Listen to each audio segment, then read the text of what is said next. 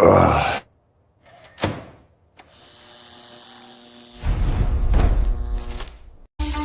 When life gets real, the mic stays warm. Hosted by the dad with lots of charm. Insights are sharp and data's silence already, and the joke's online.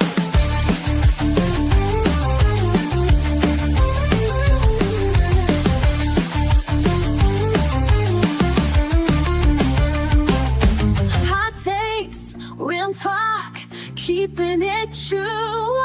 From high school halls to podcast cues, live a little, learn a lot. Turn it up, this show is hot.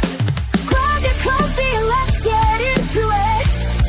No filter, no fluff, just real talk. Let's do it. Ready or not, here we go. It's the time for Murph to start the show.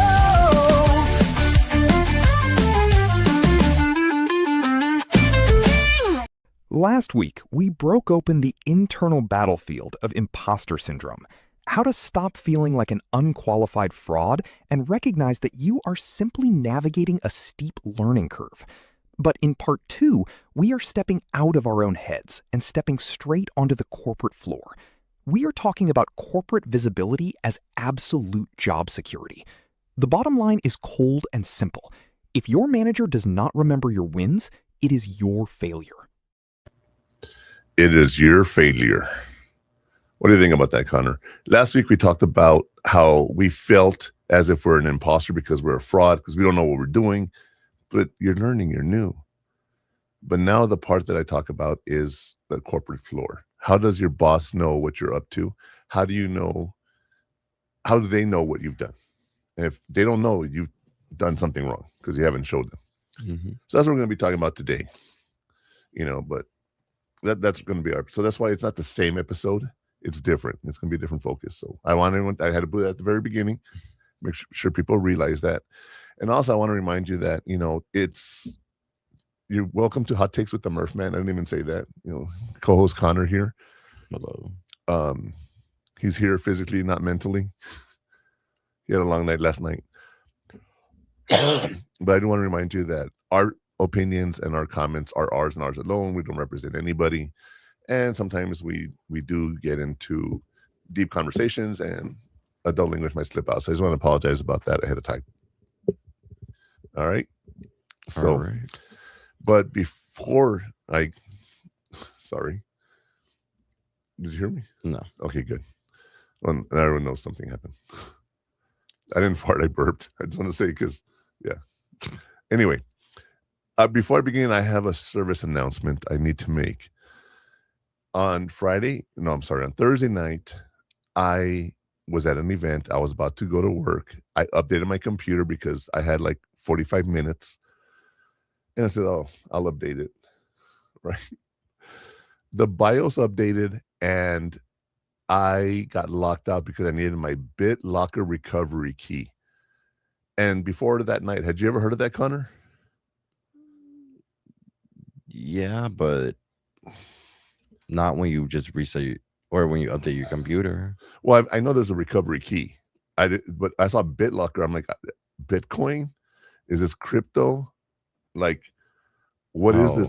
For someone who's been around since computers started, yes, I'm that old. So you didn't know what BitLocker was? Right. I had never heard of that term in my life. Oh. So then it says, you need your recovery code. Okay. Go to your Microsoft account.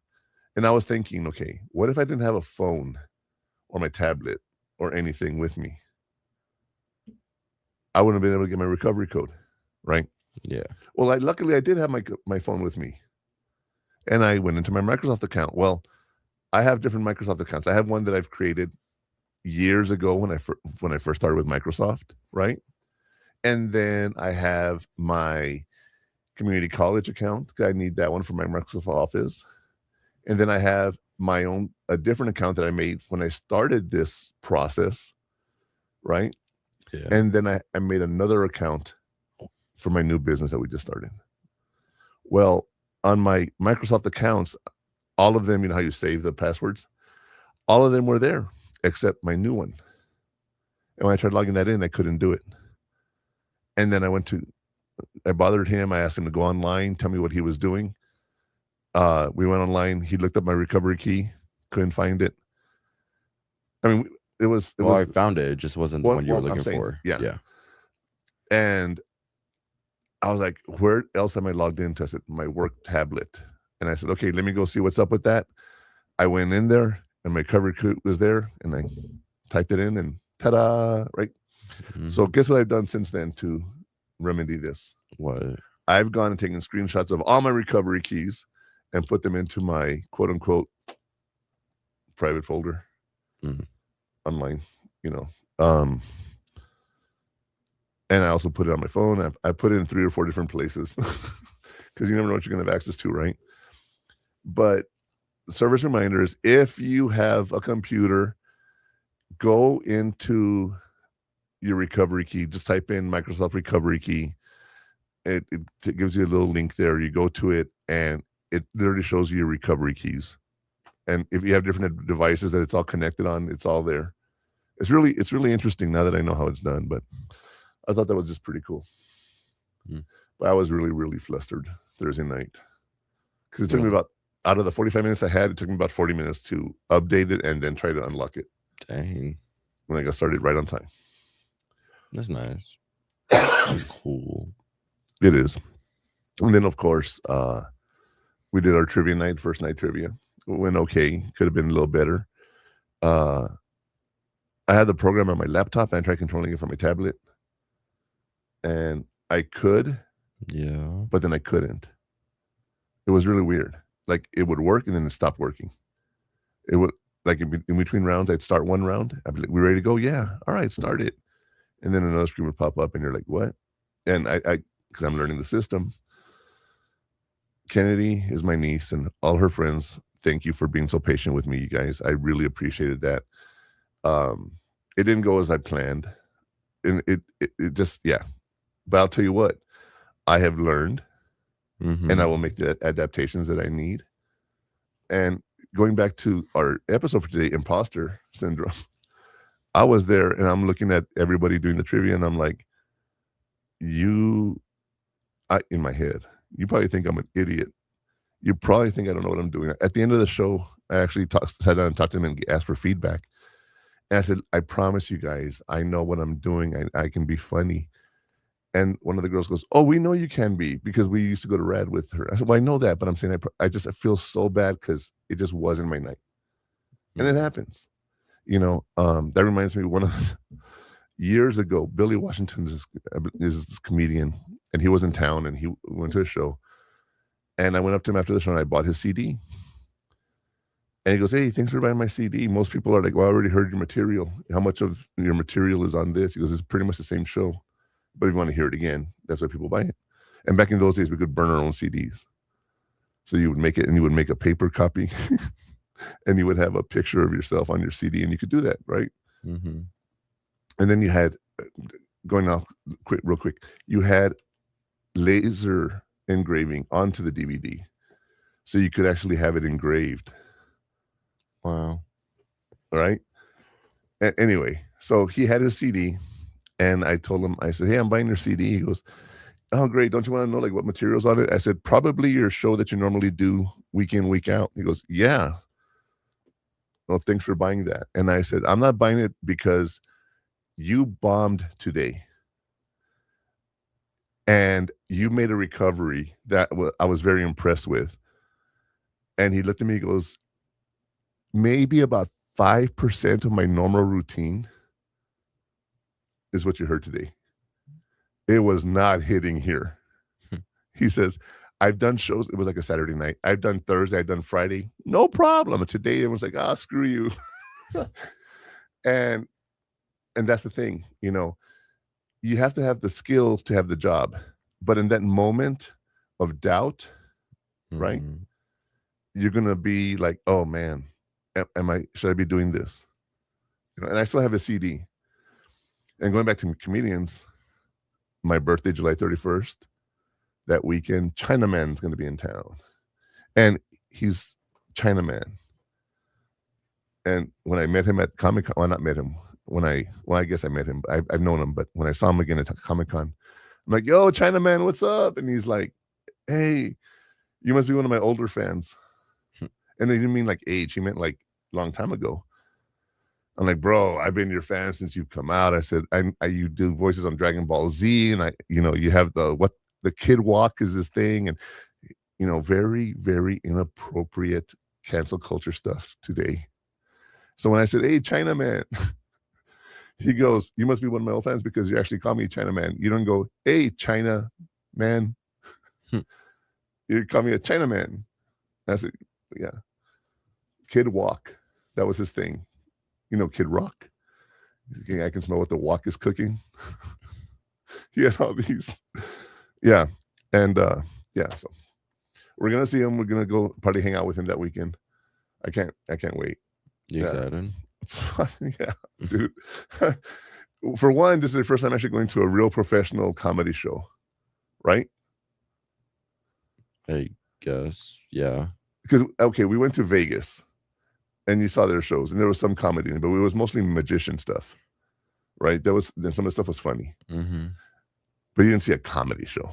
Someone up there on stage doing comedy, what I've done. Well, I mean, I know what you mean by comedy show, but you haven't seen one. So, well, just on Netflix. Well, yeah, TikTok. Okay. In person's different. Okay, then. And especially we're gonna be in the VIP booth. And I don't know. I was going also. I didn't know. I told you I wanted to spend my birthday with you. That's all I asked for from you. I know I'm not getting a present. Well, I didn't know, but okay. Yeah. I don't know what it is with today's youth. They just don't listen. Like yesterday about the printer. You made it seem like something different. And then when I told you the story, you're like, oh yeah, I remember. Oh yeah, you just didn't realize what I was talking about. Like you remembered the details, yeah, but you didn't put the whole story together. Yeah. That was the whole thing this week. Getting new printers. I bought 2 new printers. Good printers too. Really good printers. Huh. I'm sorry. I should have waited for a break to chew my ice. I have anemia, and when you have anemia, one of the symptoms that you can be aware of is if you chew ice or if you have craving for ice, and that is something that you can go get checked for if you have anemia and you've been craving a lot of ice. And I've been craving a lot of ice. I'm already in the process of getting checked, and my iron's getting better, but whatever. I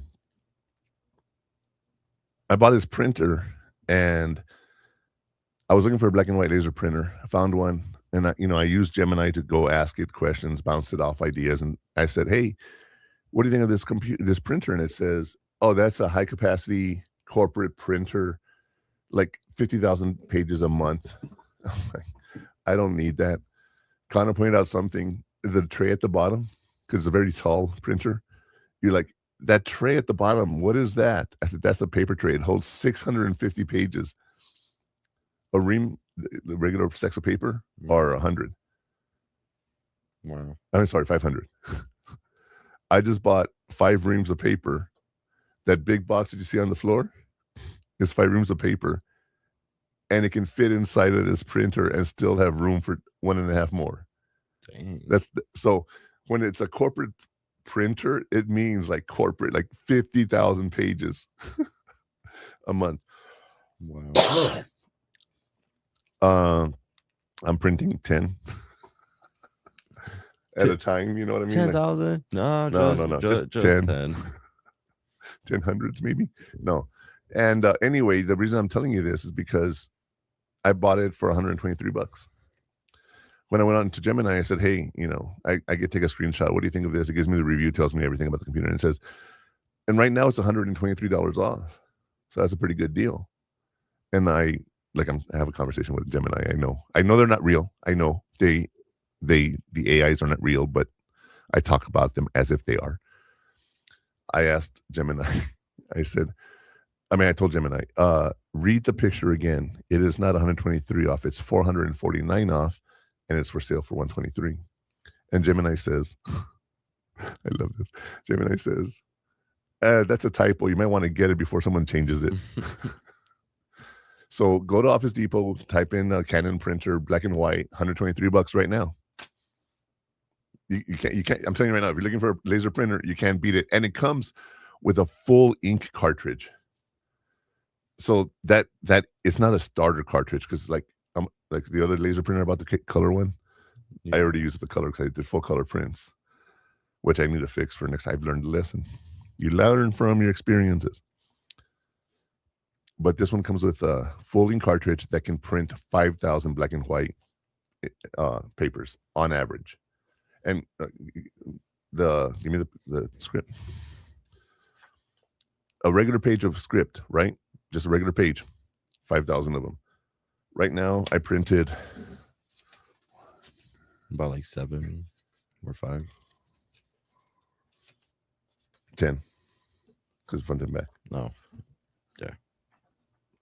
So 10 a week on script, maybe another 50 during the week. Yeah, I have ink forever. For a little bit. And what's funny, hold on. What's funny is the printer I bought, the cartridge is $165 for ink. Toner, actually, in laser printers. And that toner cartridge is more expensive than the printer itself. It'd be cheaper to go buy a new printer if they sell it for $123 next time. Isn't that crazy? A little bit, yeah. Yeah, right? Like the toner is actually more expensive than the actual printer that I paid for. Now, if I had paid $550 for the printer, then I can see that, right? But the fact that it'd be cheaper right now to buy a new printer than buy a cartridge. What's even more funny about that is imagine all the people who already own one of these that are buying printer cartridges right now. And they probably have had this printer for, 5 years. They can actually just go buy a new one. And it'd be cheaper than the cartridge. I just think it's little things like that are just funny. Yeah. But I'll tell you what, I think it's time that we ignite the fuse on today's show. What do you think, Connor? I think so too. All right. So after 17 minutes of bullshit, here's the show.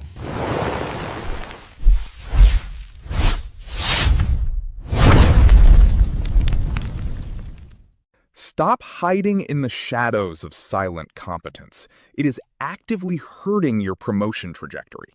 Last week, we unpacked the internal psychological frameworks of self-doubt. Today, we are weaponizing the definitive corporate playbook on internalizing your true worth and forcing your organization to witness your visible impact. The fuse is lit. Murph man, take the mic. Where should I take it? Exactly, you guys. Last week, we talked about the internal psychological stressors that we had and whatnot.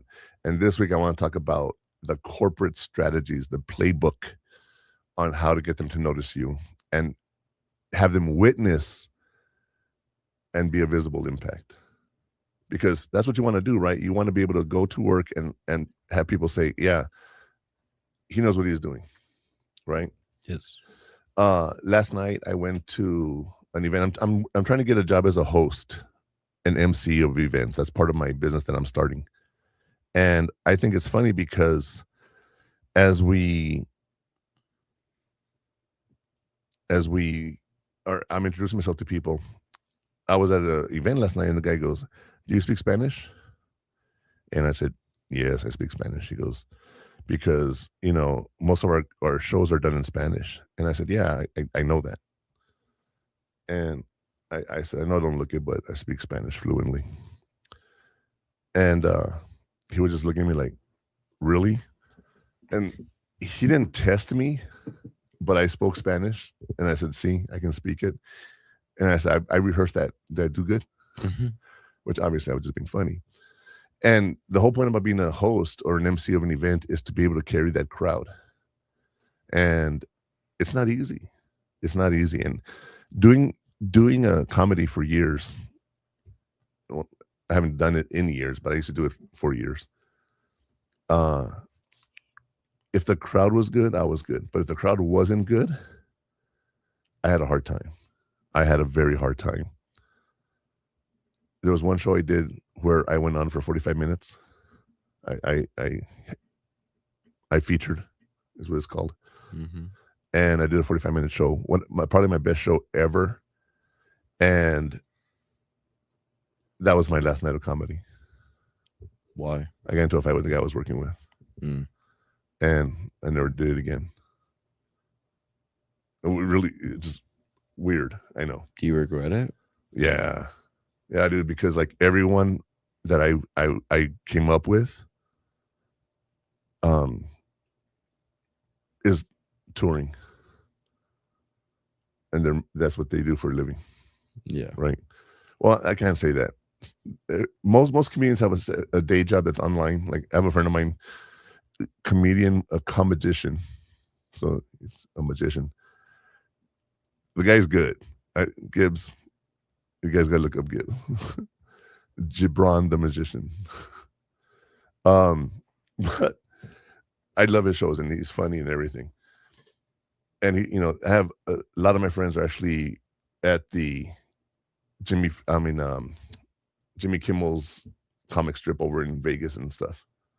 So it's like I would have been there, and because I know I'm good enough to be as funny as they were. If they can make it, I could have made it. But I didn't have a job that was online. I had to work, and I couldn't like just take off every Thursday and Friday to be somewhere and do shows. Like fly out Wednesday night, do Thursday night, Friday night, or fly out Thursday half day, and then come back on Sunday after the show. Yeah, I didn't have that kind of job. So I do regret it, but the Murph man cometh. We're coming back. And we're gonna be doing some live shows here in El Paso with open mics and all of that. You excited for those events? I am very excited. With what I'm doing for my business, it's a lot. Like when I went to a small business agency a month ago, I had these plans of all these different companies and Series LLC and all these new terminology that I learned, right? And the guy looked at me like, this is just too much. Like he really couldn't wrap his brain around what I was trying to do. I went back this week and I said, here's what I got going on. And he goes, that's a lot.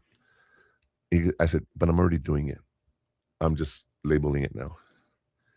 And he's like, you're doing all of this? I'm like, well, obviously not at the same time, but I do a show here, I do a show there, I do a trivia here, I'm already doing it. So I'm just putting a name to it,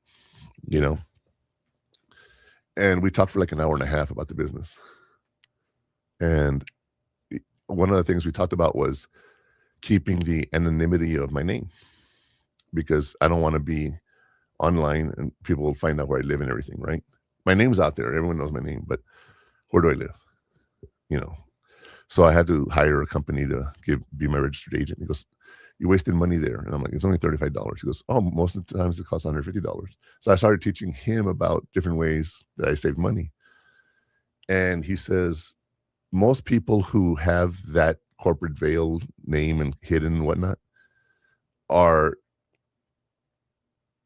millionaires, celebrities, like they want to keep anonymous or stay anonymous. And I said, I'm a celebrity.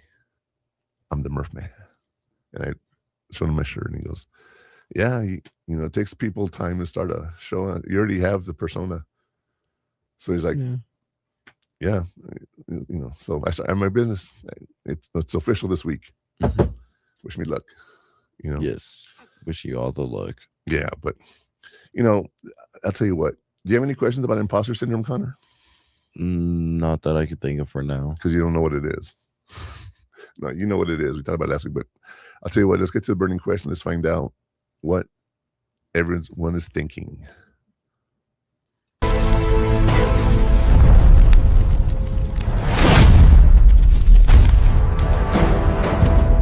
Let's settle this once and for all. Luck or true competence? Today's burning question centers on how professionals struggle to accept their value. What is the primary difference between externalizing praise and experiencing true internalized success? A. Externalizing praise leads to promotions, while internalizing success results in horizontal career pivots. B. Externalizing praise relies on your manager's baseline awareness, while internalizing success requires public updates. C. Externalizing praise attributes performance to luck or timing, while internalized success treats accomplishments as hard evidence of true competence. D. Externalizing praise occurs during peer evaluations, while internalizing success is restricted to senior leadership. The choices are on the table. Murph man, what's the flashpoint? Okay. So we have externalizing and internalizing. Let's talk about those real quick. Mm-hmm. External or extrinsic motivation is something that happens from the outside. Internal or intrinsic motivation is what happens on the inside of you. Here's an example: a speeding situation. If you don't speed, what would be an external reason for that? A speed limit? Well, there's a speed limit, but what's a external reason to not speed? I don't know. What A ticket, cops Oh, pulling you over, okay. getting into an accident, things of that nature, right? Mm-hmm. What's an internal reason for not speeding? Safety. Safety. What else? I don't want to get into an accident. I don't want to cause an accident. I don't want to get the ticket. I can. What did I tell you about a ticket? What? In Texas, if you get one speeding ticket a year, you can get dismissed. It still costs you money, but it doesn't go on your record, right? Yeah. Once you get over that year of having to wait, you're going to be okay, you know? When did you get your ticket? No, you started driving, you got a ticket. November. So that's, but your year is, when did you get it done? December, February? A little bit after December. A little bit after December. So you have until December. So technically January of next year. So you still got 5 more months. Yeah. So just be careful. But externalizing and internalizing. So externalizing praise leads to promotions, while internalizing success results in horizontal career pivots. A horizontal career pivot is moving sideways, but you're not really moving up the ladder. And that's where I've always been. I've been doing this. I've never done this because my job was not a career job. Hmm. Is it externalizing praise relies on your manager's baseline awareness, with internalizing success requiring public updates? Is it externalizing praise attributed to performance or luck or timing, while internalized success treats accomplishments as hard evidence of true competence? Or is it externalizing praise occurring during poor evaluations, while internalizing success and restricted to our internships? There's a lot to read. That's why I had to read it off the screen. During peer evaluations and restricted for senior leadership.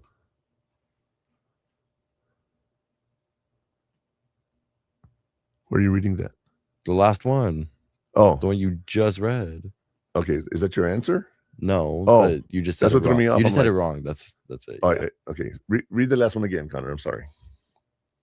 Or the last one, D. Externalizing praise occurs during peer evaluations, while internalizing success is restricted to senior leadership I saw internship and poor. and poor, not peer. Hmm. Well, it doesn't matter. That's not the answer. The answer is C. Externalizing praise attributes performance to luck or timing. Is there some luck and timing in doing good at work? There's timing. I don't know about luck. There is, right? It does happen. You can get that moment and it just happens that way. Yeah. But it's really based on your performance, you guys. And that's what we're trying to talk about today. Okay. So let's get to today's hot take so we can really get into the meat of what we're talking about today.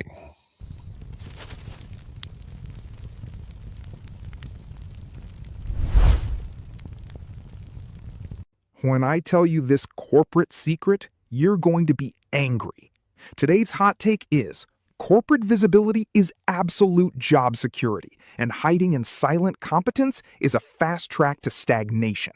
If your direct manager has to guess your weekly value, you have already failed the baseline test of career mastery. The take is burning.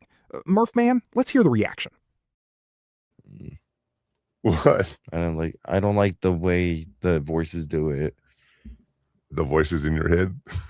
Okay. You don't like that? It's emotional. It's real.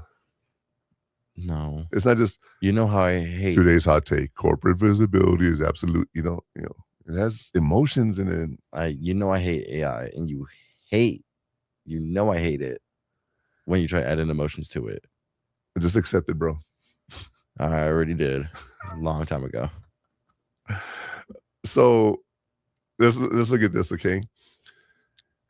How does this play to us at work? Well, if you are at work and you're doing your job and you're competent, you're doing your job. Yeah. But you're not doing anything to make you more aware of stuff. You're not doing anything that makes you look better than the other employees. You're just doing your job. Okay.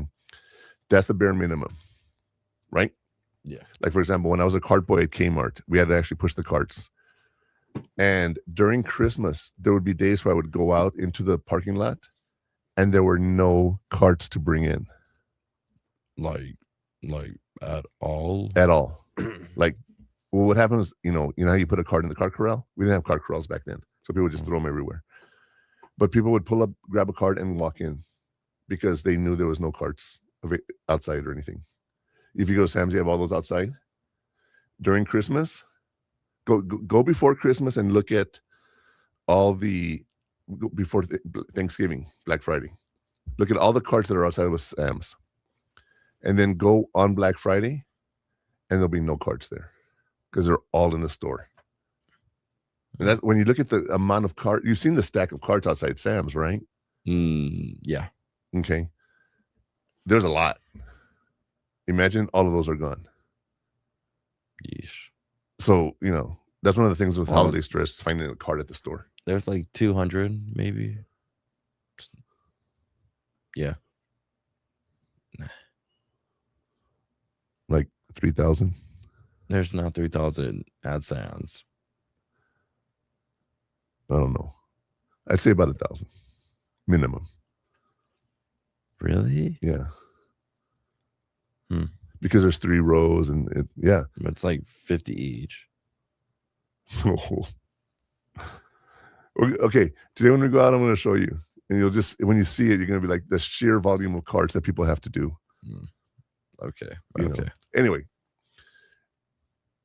Again, we go back to imposter syndrome. Psychological warfare, right? I had no carts to bring in. And my boss says, just stay outside and just keep walking. And when you get one, bring it in. That was it. Like, literally, I couldn't do my job. Was I being competent in my job? No. Well, yeah, because No. I was out there all day. There was just no carts to bring in. He was a good manager, and he realized that all the carts were in the store, and it wasn't me who was failing at my job. Well, I mean, yeah. But when I came in, I said, look, there's no I'm 16 years old. Okay. I said, there's no carts outside. Do you want me to do something in the store for a while? And he says, no, I want you to be out there just getting carts. But the fact that I, as a 16-year-old kid, came to him and said, hey, you know there's no carts outside, right? I could have just gone out as a 16-year-old and just chilled out in the parking lot, right? That's what people would probably do. Yeah. I came in and said, hey, what can I do in the store to help you? And he goes, separate returns. And every 30 minutes, just go outside. But that visibility is what I'm talking about. I was doing my cart job. I didn't have to do anything different. It was just a basic job, dude, right? I was good at it. I mean, I don't know how you can be bad at it, right? Maybe pushing the carts and crashing into a car. Not locking them in place and like you push it. Well, there's no locking back then. They didn't have these ropes to hold the carts. You start pushing and the cart pulls out. You had to run and grab the carts so it wouldn't slide and hit them. Well done. Yeah. And then you had to stop it. That was another thing. Like you get the momentum going and you're like, okay, I'm going to go to the front door, and you start going in and someone comes out the entrance. You're like, like, yeah, you're going to get run over by carts. But so I wasn't bad at my job, but that difference is I jumped in there and said, hey, what else? Right? And that's that visibility I'm talking about. You can be great at your job and not make an impact. And you can also get this. You can be great at your job, make an impact, and people don't realize it until you're gone. And I share the stories with you about everywhere I've gone. I've changed the culture of the business. And when I leave, people end up leaving after me because it's not the same. There's people that bring, I know I wasn't going to remember the word.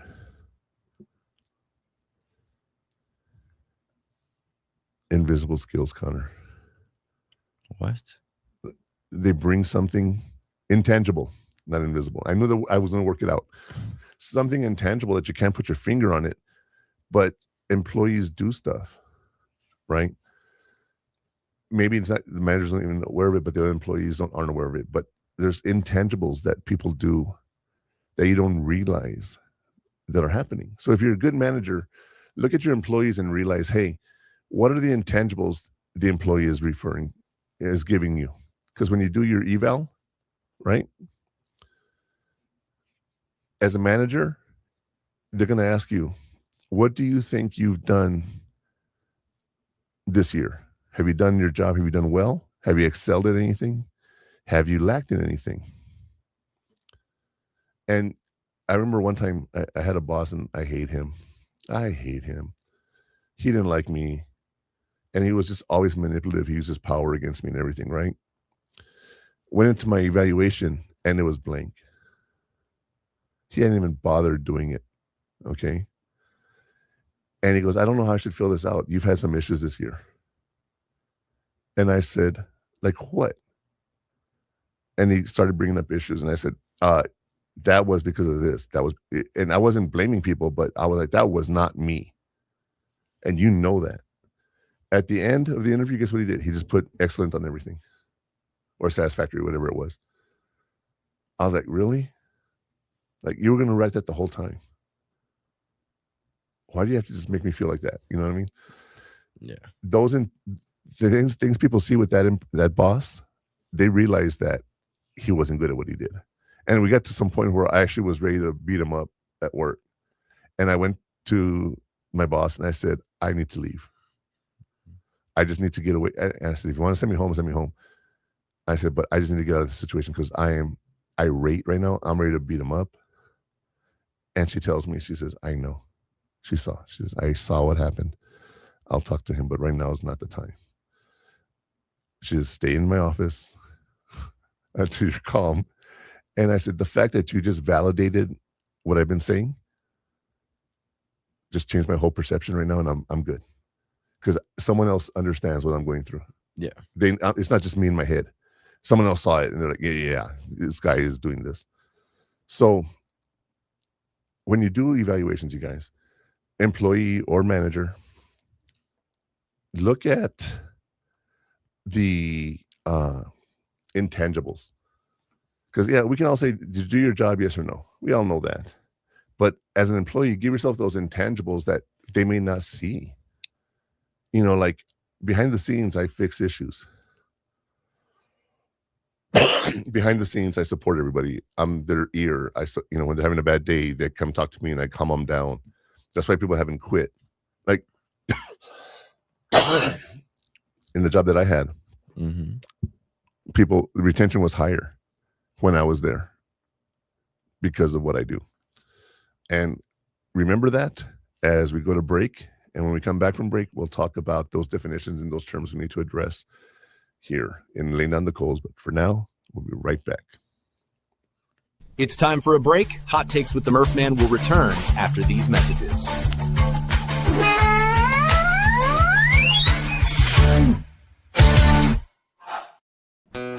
According to the VA's suicide data report, an average of 22 veterans die by suicide every single day.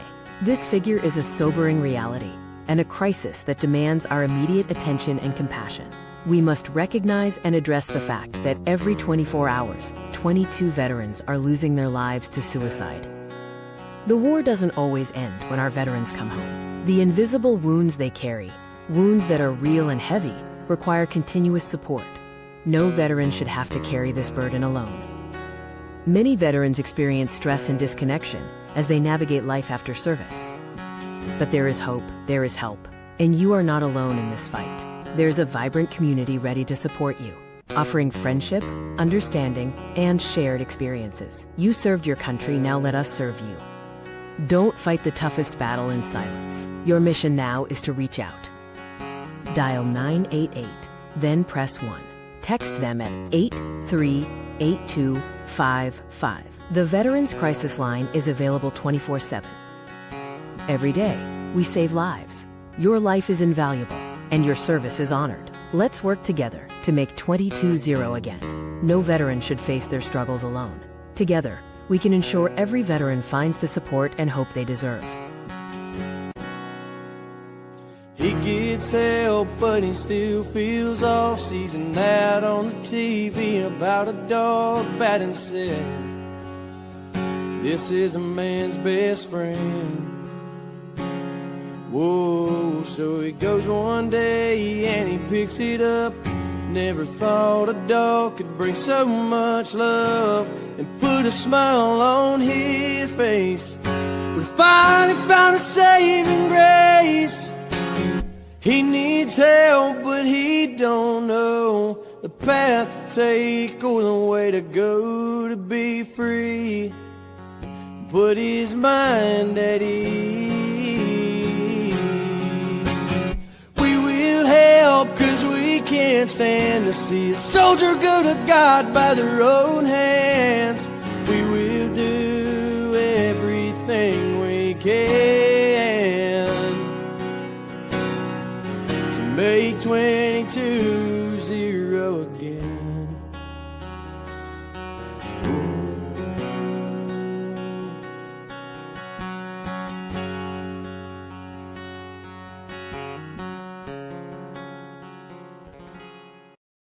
The station where our veterans' voices are heard, MBR Talk. Hey, thanks for tuning in. Welcome, Quack. Program are those of the speakers and do not necessarily reflect the views or positions of any entities they represent. The web at mbradio.u.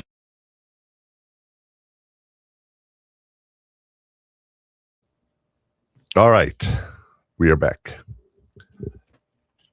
Over the break, I was telling Connor more about the history of that situation, and he sort of understood. What year did they win the championship? Or something completely separate, but I don't know. just do a fine, a control fine for 19. Let's give you the year. Yeah. Anyway, we were talking something else. But we are back. So let's talk about some of these terms we're going to be talking about today in our segment called Laying Down the Coals.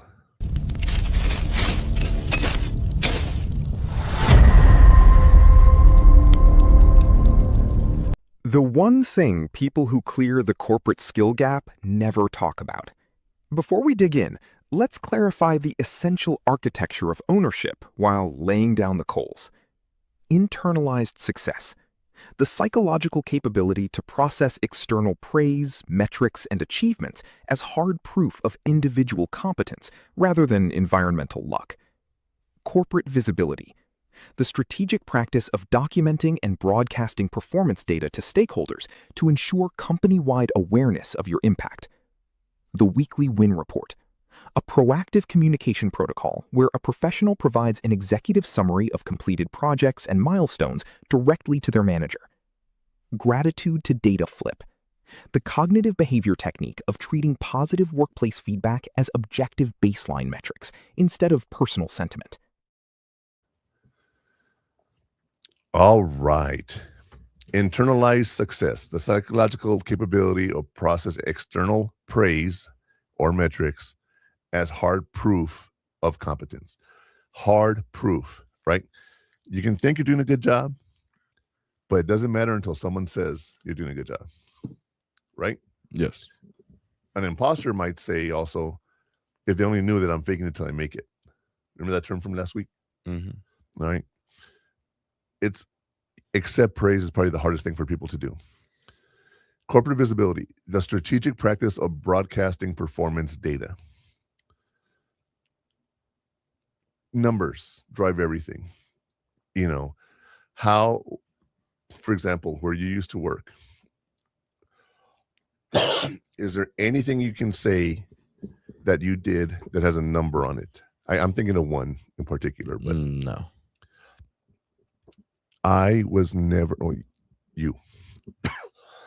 I was never short or over anytime I ran the register.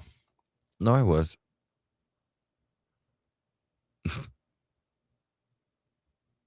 I'm just giving an example. Yeah, but yeah, you're gonna be short or over no matter what. I don't know how, but yeah.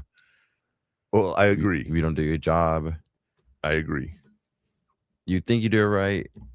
You think, nothing would happen, but somehow you lose 10 cents. 10 cents? I don't know how. You lose 50 cents. I don't know. You go over $1. I don't know how.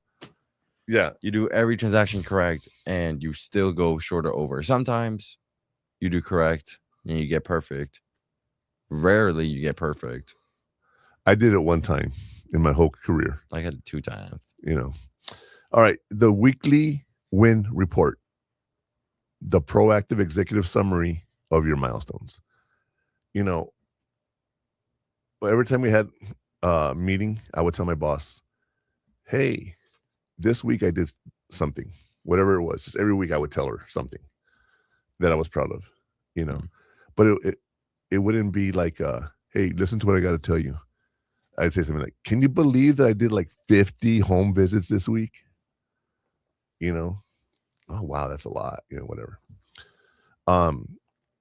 So let them know what you're doing.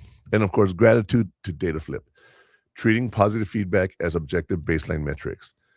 When you're there and you're looking at all the things that you're doing, you need to have those metrics, that data, so that you know what you're doing. Because I've talked about intangibles. It's hard to put a number on intangibles. So when you're doing data, you need numbers. You need to be able to say, this is what I have done. One thing I can say, like, for example, every day I'd have to get between 50 to 60 kids from the classroom to the correct cars, correct buses, correct everything. And there was a very, very big process on that. It wasn't easy. When I left, I tried telling people how to do it, and they're like, I don't understand. It's on you. Figure out your own system, Yeah. Oh my God. There was so many mistakes. Really? Yeah. There were so many mistakes. And kids got put on the buses, but I'm just saying, like, they'd walk over and they'd take a kid to a car and they're like, okay, drop him off. Okay, go to the next car. Who are you here for? I'm here for Connor. Okay, hold on. You go in and where's Connor? Like, well, what happened was people already knew who the students were supposed to go to, right? So they would just pick up the kid and take him to the car. They see the car coming in, they take Connor. But the person who was running it didn't realize that. So she's looking for Connor. Stuff like that, you know what I mean? Mm. And I would see the kid walking out, and I always told people, kids will follow people out the door, right? Grab their hand as you walk out the door. That tells me you're taking them. So I know they're leaving. Does that make sense? So yeah. Did I tell somebody that? No. That was the thing I did. It's something intangible, right? That kept the process going smoothly. There's just some things you can't teach people, that you got to learn how to do things. All right. So those are those intangibles. But you have a metric, and I can say 50 to 60 kids a day with pretty much no issues. And I will tell you, working with military families can be difficult. A lot of people in the military, and I don't mean majority, let me make that very clear. But it happens a lot. You have the spouses that come in and they think they're their husband's rank. Like, do you know my husband is colonel, whatever? I don't care. Your husband's the colonel. You're not. You know what I mean? Don't use his rank. And so anyway, military spouses sometimes, or military families, would cause a lot of problems for schools. And my job was to be their liaison. And one time I forgot to unlock the gate early because for early release. Yeah. I totally forgot to request it. Totally. I had talked to one of the guards and he says, yeah, I got it covered. Okay. Well, that day he got sent somewhere else and someone else was there and he didn't know to open it early. Excuse me, hold on. So early release comes, the kids go out to the gate, the parents are on the other side of the gate, and no one can get out, right? And kids are like climbing the fence and everything. My principal calls me, Murphy, what did you do? I'm like, I don't know. I said, I don't know what happened. And I couldn't prove that I sent it because I never did, right? Because I made a mistake. I called, because the spouses or the families would give me their phone numbers. I called this one and I said, I screwed up and I'm trying to fix it. Just let everyone know I screwed up. The next morning, my boss was like, oh, I can't wait to see how many complaints I have in my voicemails. I can't wait to see how many parents are here to talk to me today. How many complaints and how many parents came in? None. Why? Because you told them. Because I told them I screwed up. It's me. I'm sorry. And when I went out there with the gate, I walked out there and I apologized to the ones who were still there. They knew, people make mistakes. But the fact that I owned up to it, I didn't place blame, I didn't point fingers. My boss is just like, I don't know how I didn't get any complaints. It's because it's me. That's one of those intangibles. That's one of those things that I do. Did I screw up? Yeah, I screwed up big time. Right? Yeah. But I fixed it too. Yeah. It took me a little time. And, it was not good. I didn't get written up for it because there was no one complained. She's like, you screwed up, but you fixed it. And, no one complained. What am I supposed to write you up for? Don't do it again. Your reputation is a very big deal. So when you screw something up, because we're going to screw up at work, right? We're talking about do your job good, let your boss know everything you're doing good, right? Yeah. And your boss usually tells you everything you're doing bad. So they know what you've screwed up on. Tell them the things you haven't screwed up on. Let them know that you're more than just that mistake. And be that employee that tells your boss everything. That's what this is about, is making sure your boss knows how important you are. Okay? Make sense? Mm-hmm. But I'll tell you what, that's my story. How about we hear a story from someone else? Let's talk about Elena.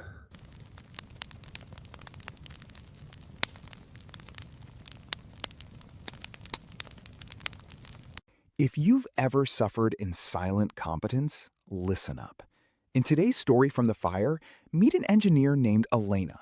She spent 2 years executing flawless code deployments, but deflecting every drop of executive praise, chalking it up to a great team or stable infrastructure.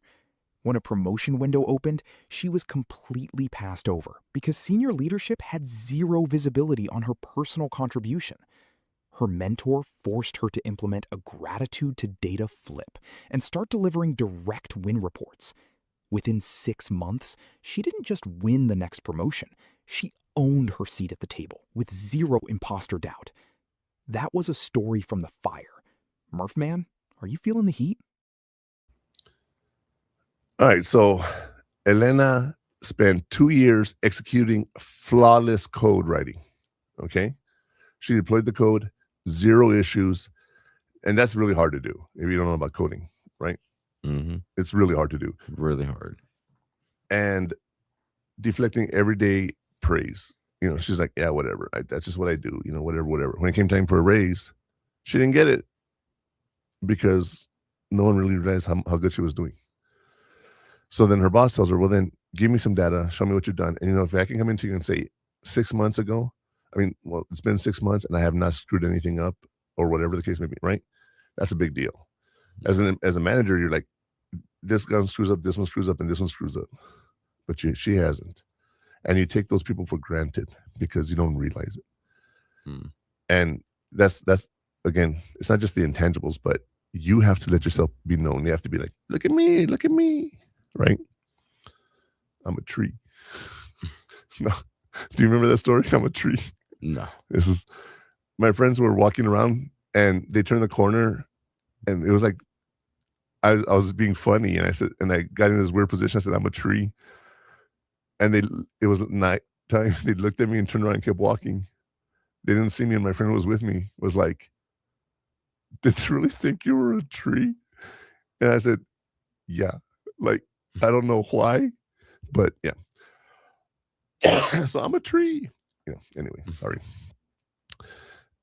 Yeah, but you want people to notice you. You want people to notice what you're doing. That is so important.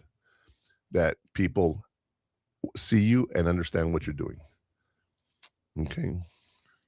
Go to the main camera.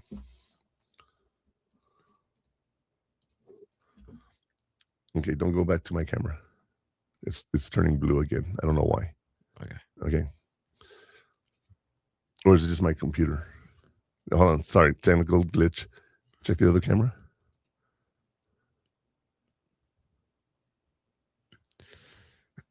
It has like a little bit of filter. Okay. But it's not blue. Not blue. No. Okay.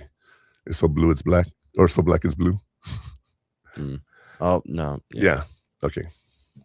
I say I don't know. It's just the lighting.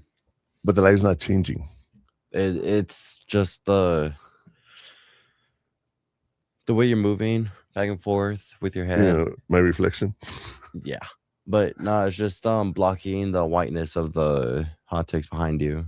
Okay. Because it's reflecting back and making it like blue. Yeah. Because I mean that's how like that's one of the things we're still working on with this new studio. Right. Anyway, getting back to what I was talking about.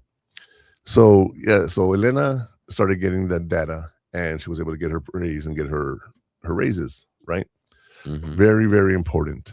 Now, we've talked about the definitions. We've talked about stories. We've given you a whole bunch of examples. But I'll tell you what, we need to have what we call the call to action. This is your actionable steps you can take that you can do, right? Mm-hmm. That you can do to help you in a situation. So let's talk about that in our segment, the heat map.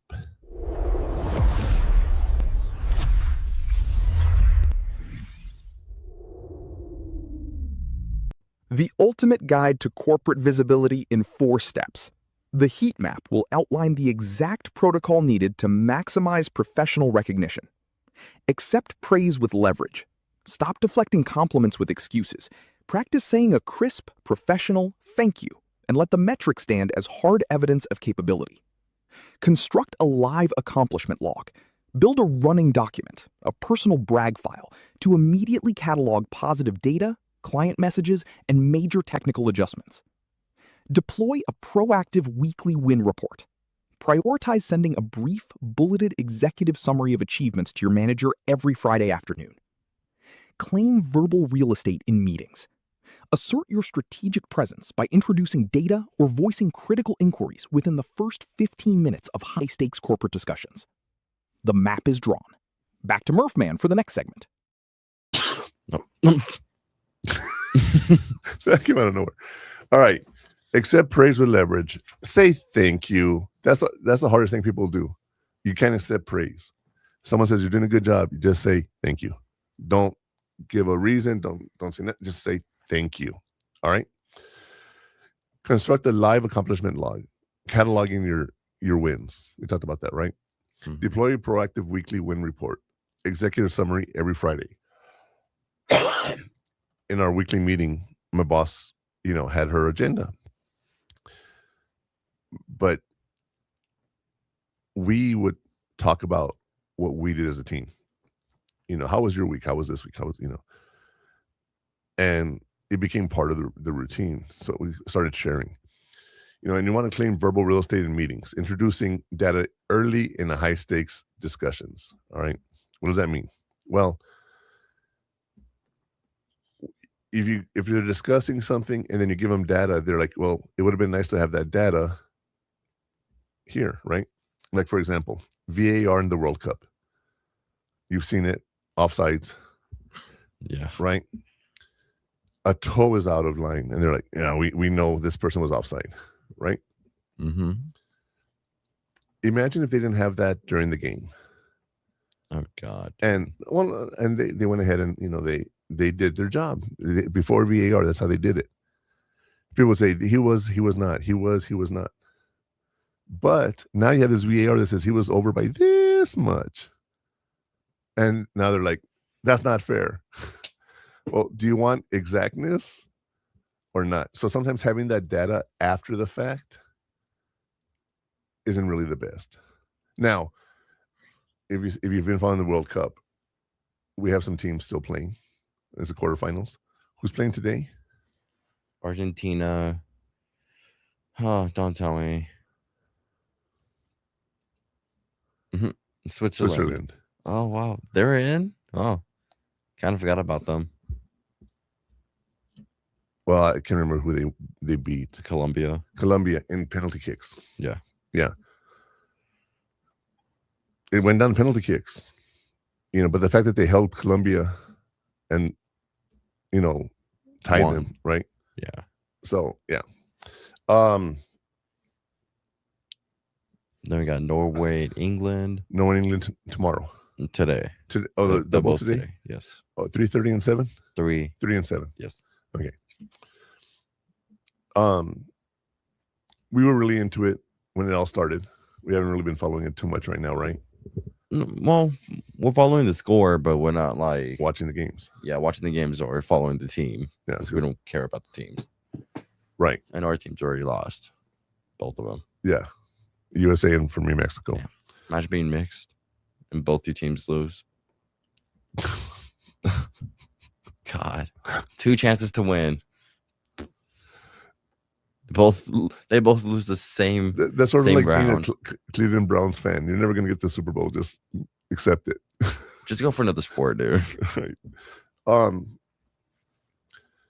Whatever they're good at. Well, yeah. So again, going back to the praise, you need to give that data ahead of everything. Get that data in as soon as you can in a high stakes meeting, because getting that data, then you can discuss it. But if you're discussing something and it's based on erroneous data or false knowledge or misunderstandings, you wasted time. Get that data in there as soon as you can and move on. Mm-hmm. All right. Well, I'll tell you what, I think right now it's time to take a quick break. And when we return, we'll talk about those pitfalls to avoid. We'll be right back. Sounds good. It's time for a break. Hot Takes with the Murph Man will return after these messages.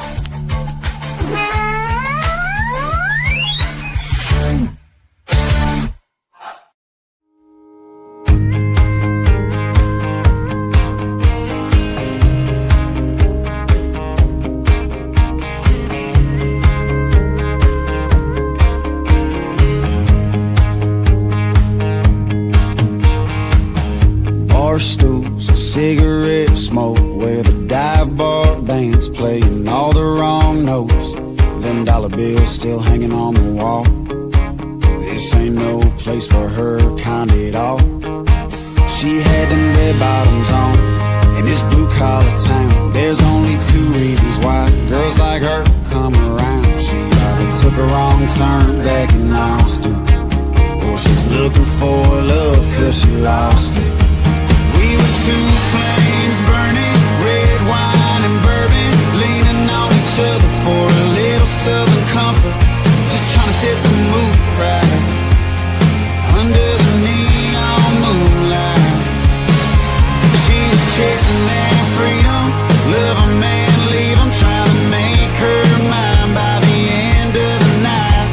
I'm a good line away from her number, trying to keep her from being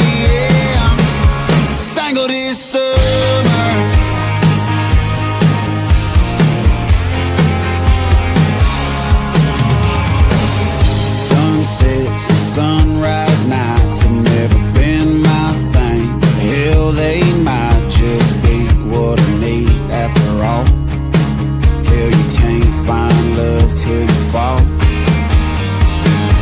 She ain't used to red dirt roads, but for what it's worth, feel like home in the middle of this old bench seat. Every song brings it closer to me. We were two flames burning, red wine and bourbon, leaning on each other for a little southern comfort, just trying to set the mood right under the neon moonlight. She was chasing that freedom, love a man, leave him, trying to make her mine by the end of the night. I'm a good line away from her number, trying to keep her from being single this summer.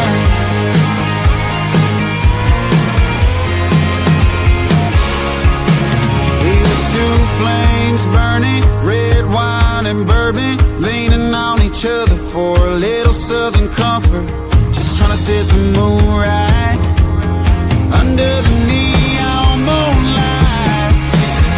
She was chasing that freedom, love a man, leave him, trying to make her mine by the end of the night. I'm a good line away from her number, trying to keep her from being single this summer.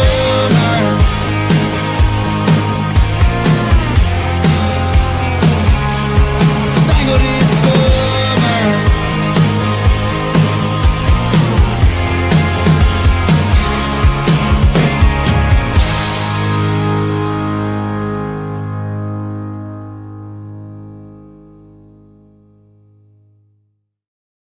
The station where our veterans' voices are heard. MBR Talk. Hey, thanks for tuning in. Welcome, Quack. Program are those of the speakers and do not necessarily reflect the views or positions of any entities they represent. The web at mbradio.u.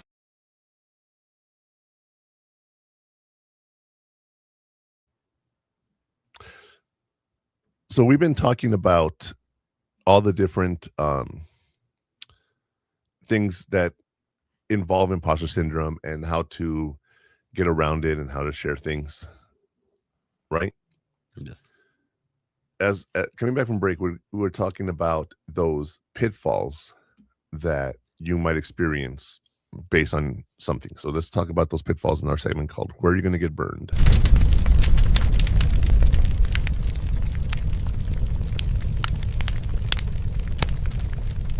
Stop deflecting your wins. It's actively hurting your promotion trajectory. Let's talk about the fatal performance traps where you'll get burned. The stigma of silent execution, operating under the delusion that your hard work will magically speak for itself without proactive visibility strategies. The transactional review reliance, waiting until your annual performance review to mention your impact, making your data historic rather than immediate. Deflecting via group consensus, diluting your personal impact by using "we" exclusively when executive leadership is explicitly trying to evaluate and reward your execution. Danger zone identified. Back to Murph Man for the warning. All right.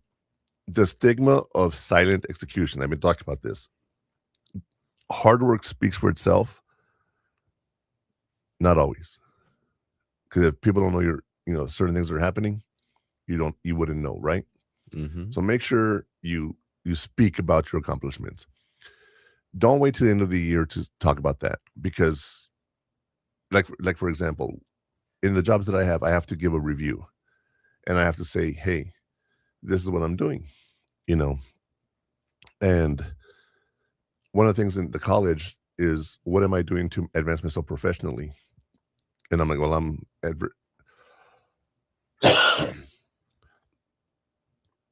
I'm researching my topics every week that I talk about, and I'm learning a little bit more about psychology.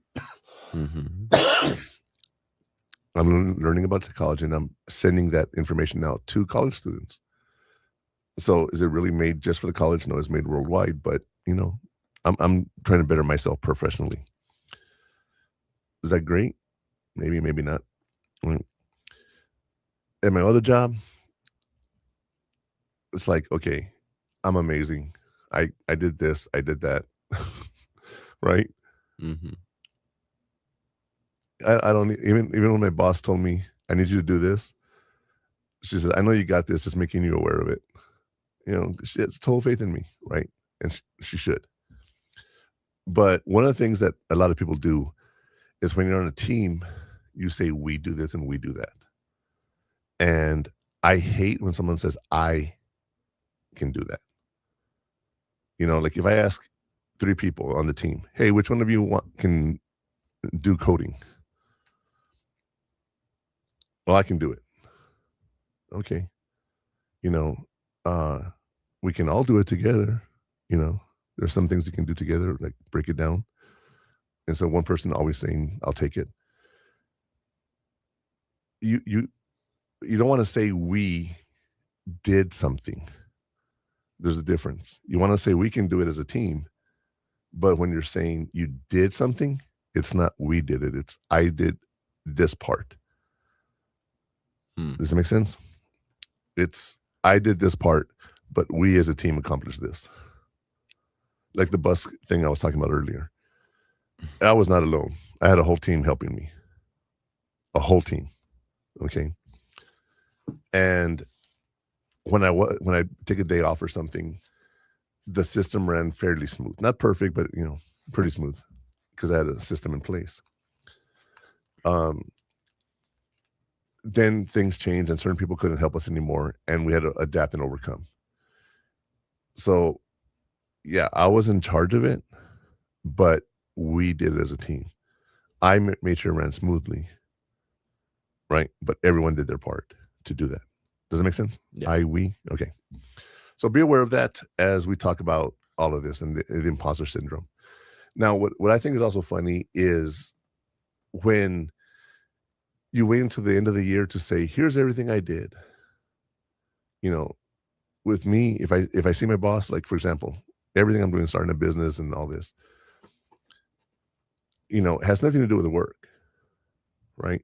Now I let my boss know, hey, look at this animation that I did, or look at this, because she thinks it's cute. But I said, hey, this is what I'm doing, and I sent her the press release for the animation for Military Broadcast Radio, and it talks about all these organizations, right? And she says, that's you. This is who they're talking about. I was like, yeah, that's me. Look, my name's there. She was just like, wow, like that's cool. Is it work related? No.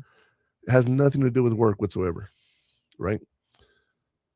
But I share with my boss because I want her to know, hey, look what I'm doing. Does that make sense? Even though it's not work related, I want her to know I'm not just sitting around doing nothing. Whenever, like, I have a friend of mine, I worked at the college for 25 years, and there's some people that I worked with that are on my Facebook pages and stuff. And when he saw me, he's like, hey, I noticed you changed your hairstyle. What? That's what you're going to mention right now with everything going on in my life? Like your hairstyle? I know it's stupid, but yeah. Just trying to pick some stuff out. That's it. What? I'm starting a business. I'm starting the trivia. I'm promoting the animations. I'm doing all of this. Like, say something like that. You know what I mean? Oh, I noticed you changed your profile picture and, your hairstyle is different. And you know how I got this hairstyle, by the way? Which one? This one? Yeah, this one. Oh. I used to, when I was little, my mom would always come into the side. Yeah, It's called a natural part in my hair. Okay. And I started coming straight back, and I did that for years. Yeah. You don't realize I changed it? No. Whenever we go with Janetta and I tell her like what I'm doing, right? It's okay. Sorry. I know I see a flash and I'm just like, oh God. Squirrel. Literally, squirrel. I actually went into AI and I said, what kind of haircut do you think would look good on me? And they gave me a bunch of options. I said, I think that's the one I want to go with. And I went back to the one I had when I was a little kid. Yeah, my hair only can do so much. Right? Mm-hmm. Connor, had really awesome hair, and he looked really cool in his junior year picture. And then he went, I had it cut, and they cut way too much. I say I had it cut. He's a junior in high school. We're at the barber. He's getting a haircut with a friend of mine, and I'm talking to her. She got distracted. She cut away way too much of his hair, and I didn't even realize it. I still feel guilty about that. I had curly hair all the way down to my shoulders, about, like to my chin. By that day, I had a buzz cut. Yeah, it was bad. I don't know how we go from this to this. Well, because I was gonna get rid of my side just so I could have the curls at the top. That was it. Do you remember the other day we had a conversation about, do you have any regrets and you wish you would say something before? That I'm like, hey man, I think that's a little bit too much. No, what I mean is, my regret is I let that happen without realizing it. You did too, because you didn't catch it. I was sleeping. No, you weren't. I was. You get distracted on the phone. But no, it was the regret that I was referring to is, what regrets do you have now if you haven't addressed it? I've addressed it. I've apologized to you, and I feel bad about it. I don't need to go and tell you, oh, remember the time that Jen Novia cut your hair?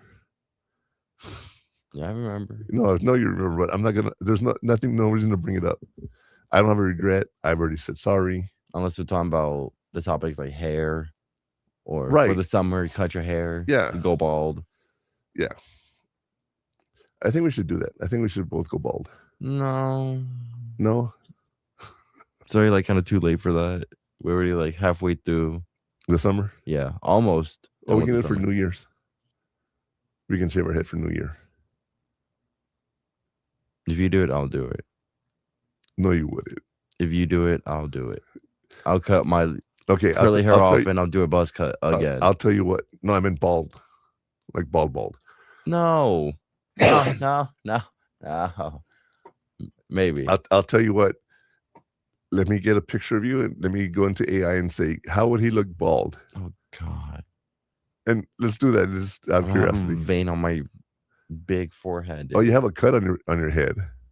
Oh, that also. Yeah. No, it probably won't be there. Oh yeah, you have staples, dude. Actually, never mind. Yeah.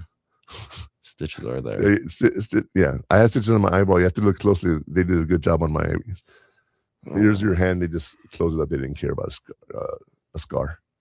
Well, yeah, because I mean, it was, just deep cut. You can see my bone. You can see.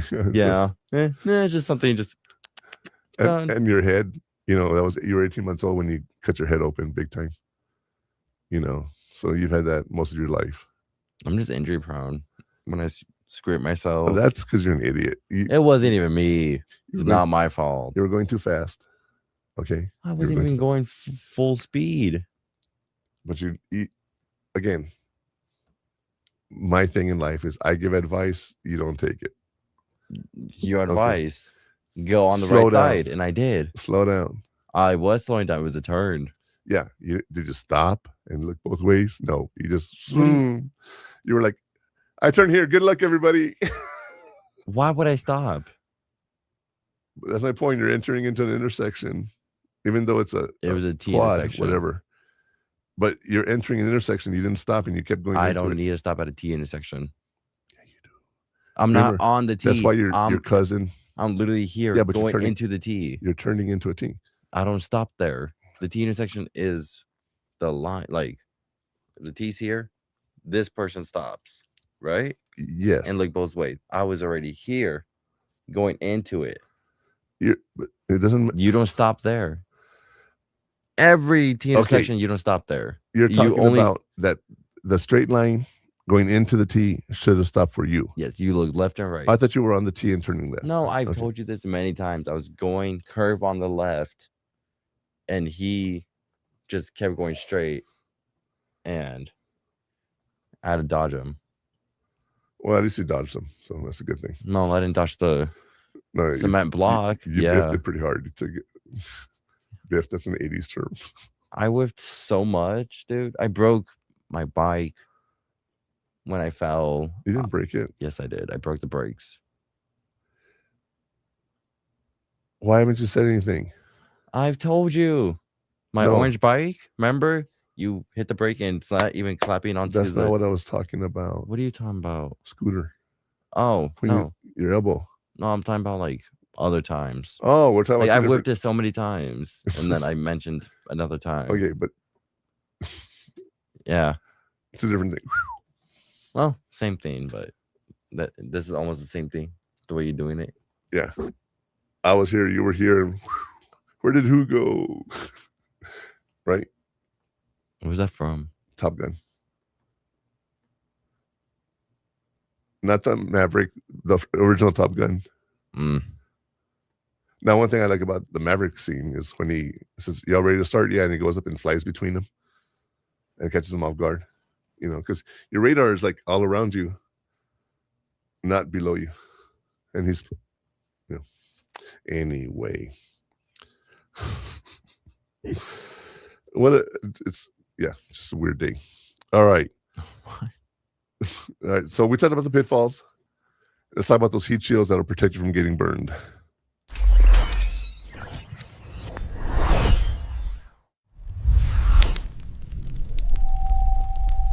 Protect your professional value before the corporate pressure mounts. Here is your operational tier of heat shields.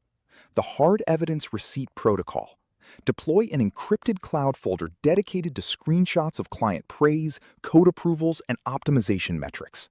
The Manager as Partner Boundary. Establish bi-weekly focus alignment meetings to cross-reference your personal win reports with their immediate regional goals. The 5-point prep matrix. Never walk into an executive room without a documented blueprint tracking target outcomes, data points, and concrete value arguments. The shields are raised. Murphman, finish the play. All right, so the hard evidence receipts. You want to put them somewhere that you can have them and you want to have them saved. All right. In my day, we would print them and you have a portfolio. One of the things I have to do right now is my financial projections for my business. Well, I don't know what I'm going to be doing yet. I can't say right now. I just maybe nothing. I got to say, oh, I'm going to be doing this every month and project it.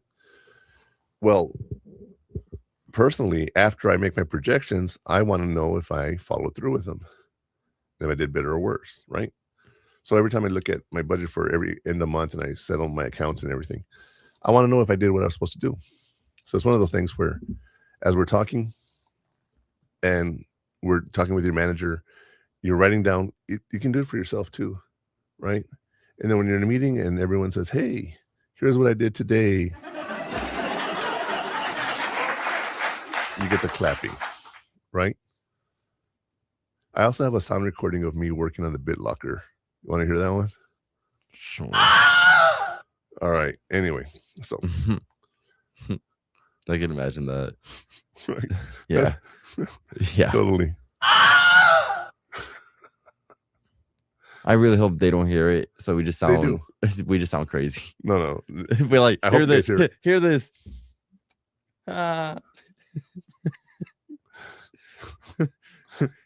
This is me.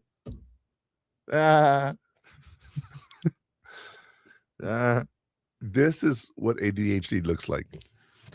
Yeah. Yeah. All right. So again, squirrel. When you're talking to your boss, all right, you want them to know what you're doing. You want to have that data in front of you. You want to have as much information as possible. And you can say, this is what I'm doing, right? And last but not least is that 5-point prep matrix. It doesn't. The 5 points is what are you doing? Where are you going? What have you done? What do you project will happen? Whether there are any problems. You want to have those outcomes there so your boss can look at that and say, okay, this is what you've done or you haven't done. Very important to have that. Okay. Then, so those pitfalls and everything, a lot of it can be helped by you just speaking up. That's pretty much the theme of today, right? Speak up. Don't let people assume they know what don't let people assume that they think they know everything about what you're doing, because they don't. They got to worry about other people. If you have a manager that's managing 10 people, or 15 people, you're not on their list. And get on their list. Say, here's everything I'm doing. Do this, do that, right? It's all about promoting yourself. And I know I like to talk about myself. Okay. Yeah. But at work, I'm not that kind of a bragger. Well, because your work isn't like, you wouldn't mention yourself like that at work. Well, yeah, but like, for example, when I took over the Spanish class, the Spanish team was like, thank you for coming on board. You're amazing. You just jumped in both feet. When I first started, I was only there for 3 days. And I'm like, it's my job. This is just what I do. You know, when I cover a class, I still have to do all my other jobs. Part of my job. So it just adds on to my workload. And not one time, I was late to several meetings because I was doing other stuff. And I said, I'm sorry. You know, and they're like, I can't believe you're doing all that and this. We're having trouble doing the class. You're doing the class and all that. Well, thank you. You know, that's just my job. And that's why I told them, I said, the people who do my job are special because we have to be able to do everything. It's hard to do that in a job interview, right? When you ask someone like, tell me your biggest accomplishment. And I told you, like, mine was disarming someone with a gun. Has nothing to do with work, right? I got to focus and say, okay, talk about your work experience, you know.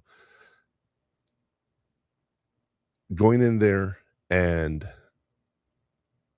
saying, I can do all of this, that's not who I am in my professional life. My actions speak louder than words. People see it, and because obviously I tell people, here's what I'm doing. I'm sorry, I wasn't just late because I was late. I was doing X things.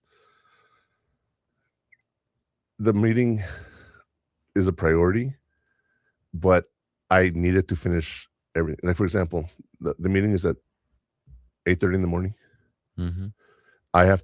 My first job in the morning is to see who's absent, who's not, if we have coverage for them, if their pages are updated to say that they're out, who's covering for them, making sure the person who knows they're covering for them knows they're covering for them.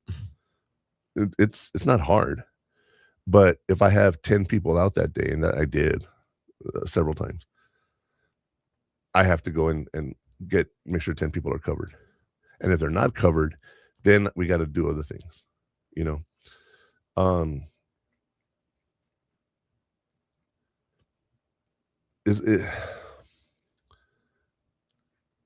You have to be able to do that. Okay. When you say I'm late, don't make an excuse. Just say I got here as fast as I could. You know, everyone already knows it's not a priority thing for me. It is, I'm literally busy working, doing something else that has to be done. Now, one of my coworkers says, why don't you get here early and do that? So when this meeting comes, you're not late. I looked at them like they're on crack. I'm like, why would I come in early? My job starts at 8 o'clock, and at 8 o'clock I start. Is there times where I start like 5 minutes early? Because I wake up, because I work from home. I get ready, I'm done with whatever I'm doing, and I'm like, okay, I'm ready to start working, right? Yeah. And I'll start working. It's not a big deal to work early or work late, or, you know. But I'm not going to purposely come in early to do something. Now, there's been times where I told my coworkers, can you guys do this today? Because I need to do something else. And that's the we part we talk about, right? We do it. The day you had your heart attack, I messaged both of them. We have a group chat, and I said, I'm in the hospital emergency room with Connor. You guys need to do this. I didn't have to say, make sure you do that. Don't forget to do, you know, no. I just said, I'm in the emergency room with Connor. You guys need to do this coverage. And they did. They were like, got it. And they did. That is the team I work with. You know, everyone does their part, and we work as a team. And everyone does their own individual thing. You know, and that's why I love what I'm doing. You know. Yeah.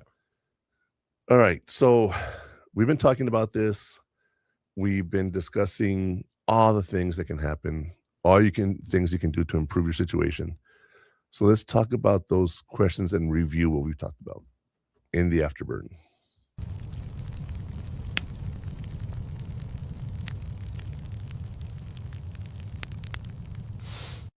You are 100% right to be confused about visibility versus bragging. In today's Afterburn, process these diagnostic evaluation queries thoroughly. Am I actively running a gratitude to data flip, or am I treating positive executive reviews as random, lucky sentiment? Does my direct supervisor possess real-time, weekly visibility on my wins, or am I forcing them to guess my performance value? Have I claimed baseline verbal real estate in structural meetings this week, or did I remain a silent spectator in the room? Reflection complete. Murph man, time for your final thoughts. All right, so am I actually running a gratitude to data flip? Are you documenting your wins? You know, like I tell people, I always have wins every day. I'm not going to document everything. But there are some things that I have done that have exceeded the norm. And those are the ones I'm going to focus on. Okay. It's like Superman. You know, what have you done today? Oh, I saved the person from this. Okay. There was one time I went back in time and reversed time and saved some, okay, that's one of those exceptional things, right? When you're doing good all the time, exceptional. When you're doing good all the time and no one knows what you're doing, those you want to document as well. Because you want to be able to say, hey, this is what we're doing, okay? Mm-hmm. Does my direct supervisor possess real-time information? That's so important because they need to know what you're doing. If they have a report that says, this is everything I did, yeah, you know what's not on that report? When I had a kid, I had to take to the emergency room. Or when I had this situation, my personal situation where I had to be in the hospital with you for 3 days, my productivity went down for the month if I had a job like that. So, yeah, something bad happened. But look at my number for this week and look at my number for next week. Did I make up? Yes. That's the data we're talking about. And the strategic help in meetings, okay? You want to give the data. You want to be able to say things in meetings so people know you're there. But sometimes there's no input from the employees, right? The meeting is just happening, and here's what we're talking about. Boom, boom, boom. Done. Move out. You don't always have that opportunity. That's why it's important to have that relationship with your manager where you can bring up stuff. Hey, I did this today. Oh, cool. Thank you. Whatever. They may not care. But if you do that often enough, it stays there. I promise you. Right? Mm-hmm. Mm-hmm. Mm-hmm. When you become a manager on whatever job you do, okay, what is one thing you're going to see besides the data that you would look at? I'm just curious. You as a person. Inventory. Those are numbers. That's data. Okay, but let's talk about that. Let's talk about that, okay? I'm going to give you a perfect example of how a manager can influence a company's bottom line. Okay, everyone listening right now has that box, that drawer, that cabinet. I mean, what is it called? The little storage containers where they store all of their extra packets from Taco Bell, Panda Express, ketchup, mustard, whatever, right? As a manager, one thing you can do to make an immediate impact, if you get hired as a manager at somewhere, and part of the job is they give something away, such as napkins, such as ketchup, right? Taco Bell hot sauce. I'll take 3 hot sauces. They give you 20. Like, that's just waste. That's just waste. Because next time I'm going to order 3 sauces again, and they're going to give me 20 more. I don't need those extra sauces. I don't use them anywhere. Now, if it's something like ketchup, yeah, I might keep that because I use it, at the table or whatever, But as a manager, if you were to say, okay, only give out 3 napkins per car, right? Or the way I would do it as a manager is if there's 4 combos, give enough napkins for 4 combos. If they ask for ketchup, right? You don't just throw ketchup in salsa and whatever into, say, how many do you want? You know, like when I go, I don't use ketchup in drive-thrus, and I don't use the salsas most of the time, right? So when they get to the window, like, would you like any salsas? No, I'm good. That's the manager putting that there. Okay, so if you take over a job that has an inventory like napkins, it sounds so stupid, but if you hand out napkins, over time, napkin cost is going to go down. Ketchup cost is going to go down. And you can say, I implemented this strategy, and this is the impact. I'm saving you money. That's a simple thing you can do. The consumables. When you buy pens for work, right? Those pens just disappear. People take them home. They don't, whatever. We steal stuff from work without even wanting to. It just becomes part of, I put a pen in my pocket and I walk with it. Do I bring it back the next day? No. Not always, right? I just throw it down, and that's why I have so many pens, right? That's just human nature. I remember one time I got out of work and I want to go eat something, and I'm like changing into my PJs, and I take my pants off and I feel something in the back of my pocket. I pull it out and I still have my rag from when I was cleaning because we were wiping everything down and all that. I just put it in my back pocket because that's how I always do it.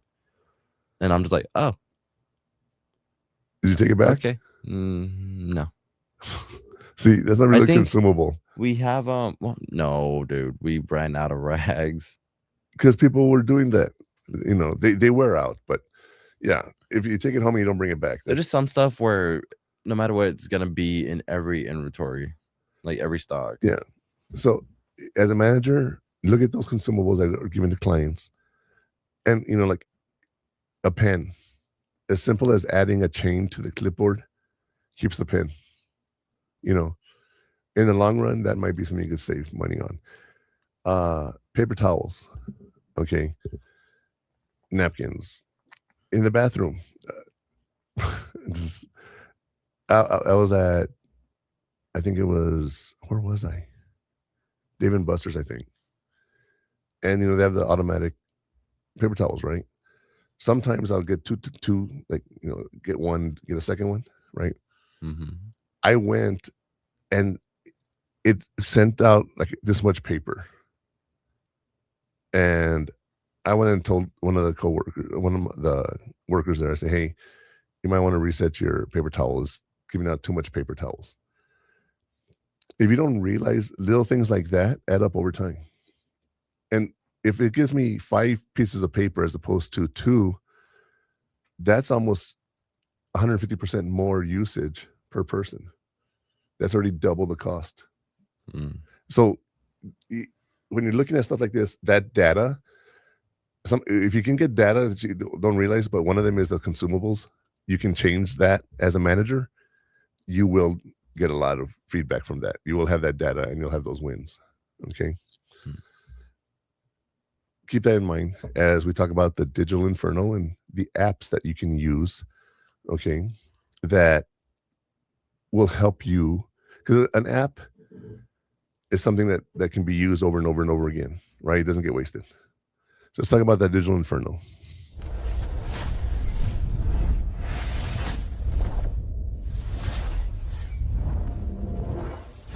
There are 3 things you can execute right now to automate professional tracking. Stop guessing your value.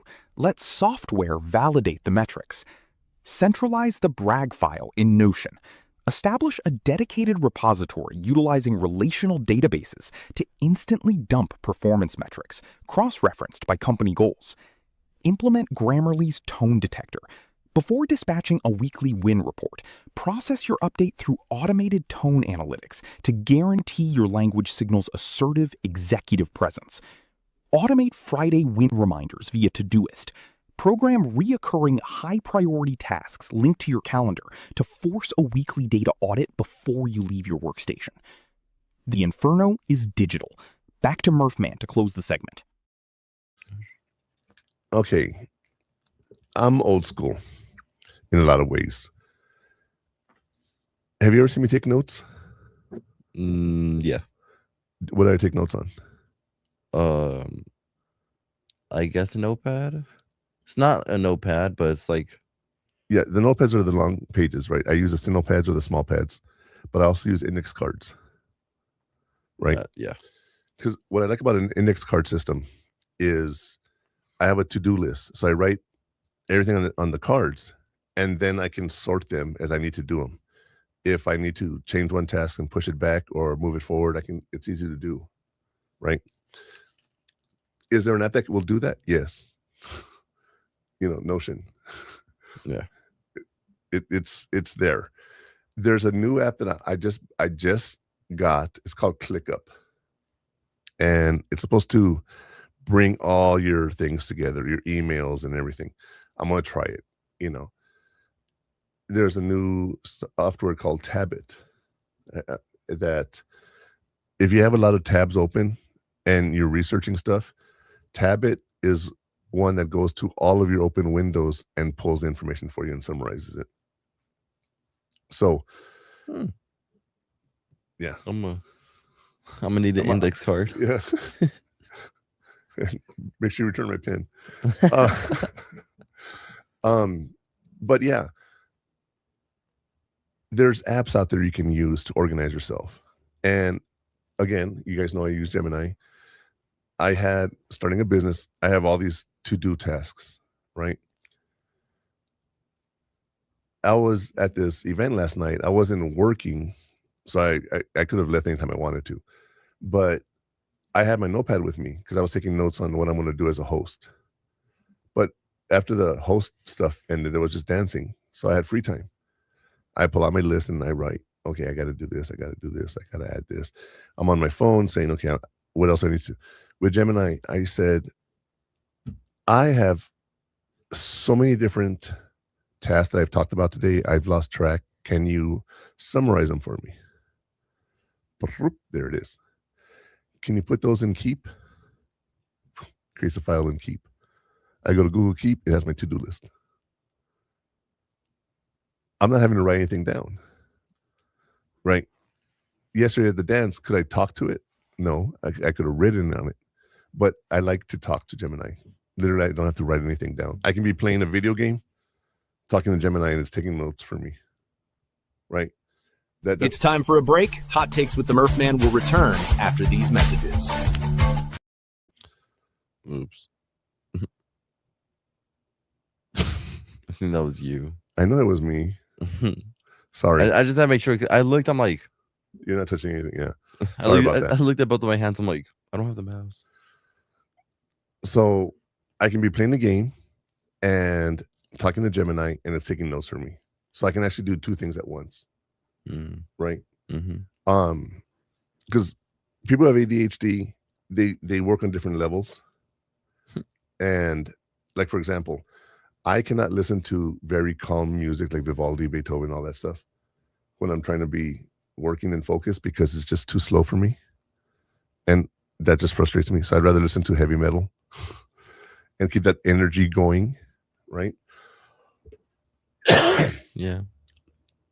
But learn how to use apps to do your to-do list. Excuse me. Like Todoist. It's a to-do list. Google Keep, Notion, ClickUp. If you use Excel sheets, whatever you use, Word, making your list, index cards, notepad, whatever. Keep that data for work. Because a notepad, you can write something here, flip the page, and then the next 3 pages have nothing to do with it. Then, so it's hard to do that. So you want to have something dedicated. Excuse me. You want to have something dedicated to tracking your wins, so it doesn't get confused with everything else. Okay. When you go into a meeting and if you've been typing it, you can literally print it out and be like, here's all of my tasks that I've done this week, this month, this year. Right. Grammarly tone. This is one of those things that I've used AI for. When someone has done something that has upset me, I can write a very ugly message. And there's one time my principal had told me something and she had changed the rules or whatever, because they can do that. And she didn't tell me, and it really pissed me off. And I wrote her this nasty email, sort of, right? This was when I first started. I didn't really understand how the whole system worked. And she came downstairs to talk to me. And she walks in, and she says, first thing, take a deep breath. She could tell by my email I was pissed, right? She says, first thing, just take a deep breath. And then we can talk. And then she says, I don't have to explain myself to you. I can make the changes as I make changes. She says, where I failed was 2 places. I did not get your input, and I did not notify you about the changes till it was too late. And I just said, wow, thank you. Again, validation, right? I've had some really good bosses. Maybe you have some really bad ones. Well, yeah. But this is an example, okay? This person did not have to explain herself to me. And she made that clear. It was a power thing. Like, I'm going to tell you because I want to, not because you're asking. But she says, I did not get your input, and I did not let you know. That let me know she was valuable, that I was valuable to her, because she wanted my input on it. And would she have done something different based on my input? Maybe, maybe not. But she knew that was a step that she skipped. Because, again, when you're a manager and you're used to doing things your own way, and then an employee comes in that changes how you do things, you have to adjust to it. And even though I was the lowest on the totem pole there, okay, I was the lowest of the lowest on the ranking system. Okay, I was only part-time. I think I was only a part-time employee in the whole school. Oh.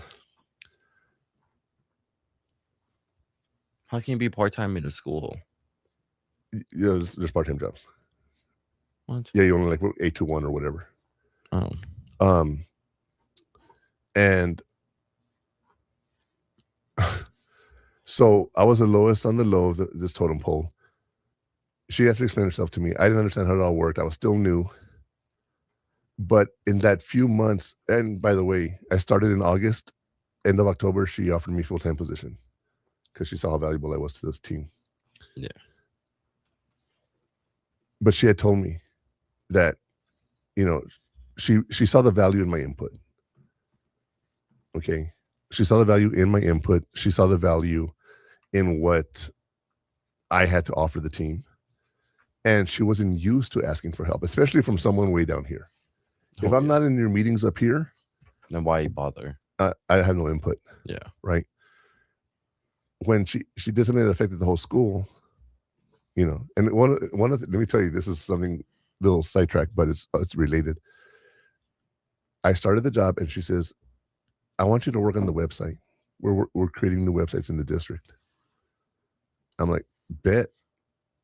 And I sat there and I started, and I did my website for the school. I had teacher pages. It was an amazing job. And then I had a problem doing something, and I called the help desk, and I talked to Gabby. I'm like, hey, Gabby, this is Sean. Sorry to bother you. I'm using this, and I'm trying to do this. And she goes, why are you trying to do that? That's not your level. And I said, because I've been tasked to create the website. She says, no, that's not what I'm talking about. She says, what you're trying to change is a district level option. Like, you shouldn't even have access to this. So as I'm talking to her, she goes, hold on. Are you the one that's doing this? I said, yeah. She says, you've changed every website in the school district. I didn't give the school's information to all the schools, but I created categories and menus. And she says, who the hell's changing all these menus? He says, because you want to keep a website simple. And all of a sudden, we're having all these extra categories added. We don't know who's adding them. And I said, well, that's me. And she says, well, it looks great, but we need to take it off every other school. I said, okay, sorry. And she says, anyway, to help you with what you want to do, I can do this for you. And I said, okay, great. So she did, right? But I was literally changing the entire district's websites. I didn't know, because apparently I was using the principal's information. Apparently. You know, I told you, when I screw up, it's with style. like Buzz Lightyear, I'm falling with style. Yeah. When I screw up with style.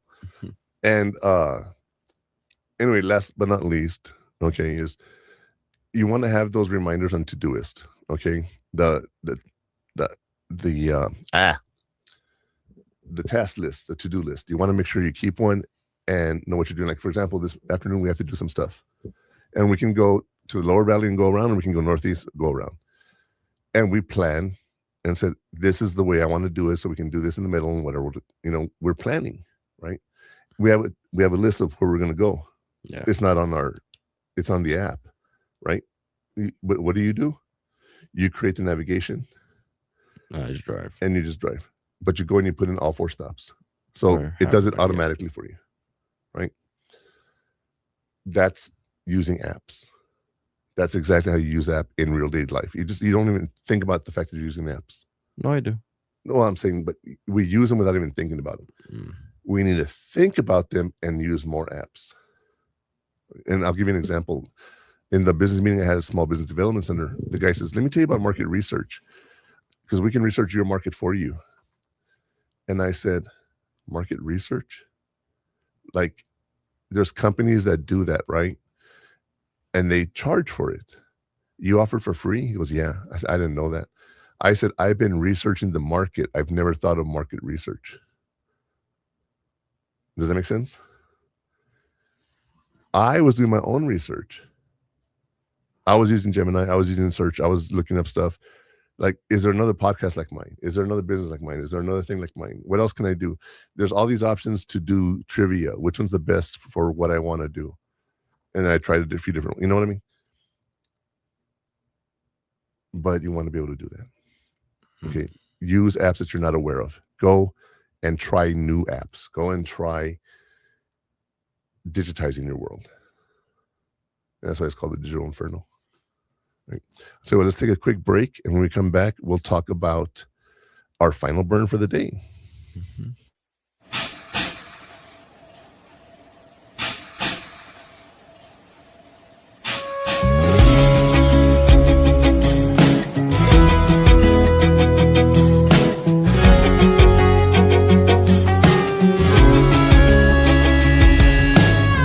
Staring out this hotel window, many floors above.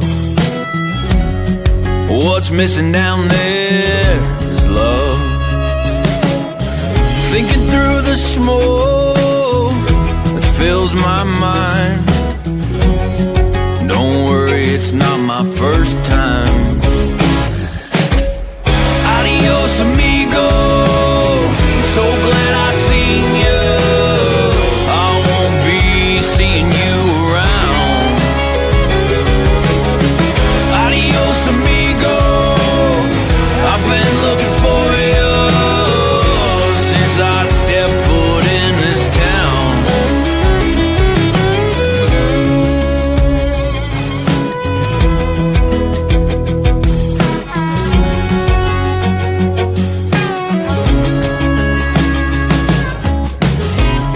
They say it's all inside, heaven and hell. What happened to that angel when he fell?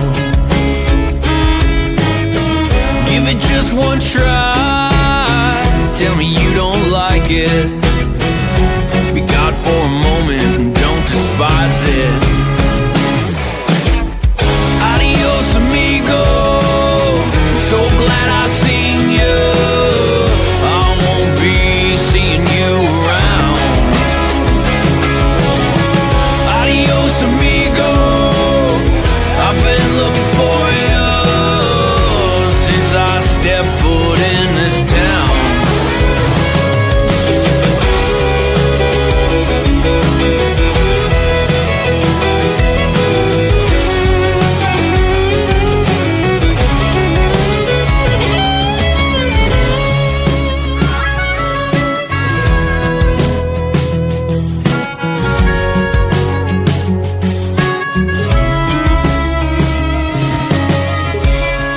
Step outside and breathe. Play a little in the street. Hope it's not me they're sending. Move one from over there. Give the kids a little scare. Oh, these fences, they need mending. Adios, amigo. So glad I seen you. I won't be seeing you around. Adios, amigo. I've been looking for you since I stepped foot in this town. Adios, amigo. So glad I seen you. I won't be seeing you around. Adios, amigo. I've been looking for you since I stepped foot in this town.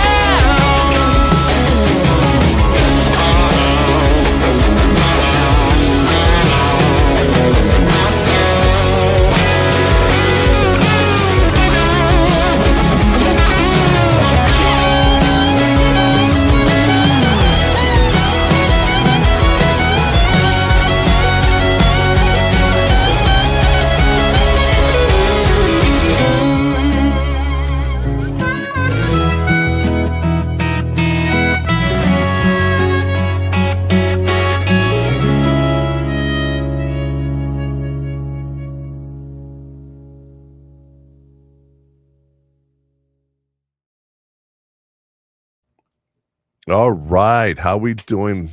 Time for the final burn. All right. The final burn is my last take for the night. So here it is.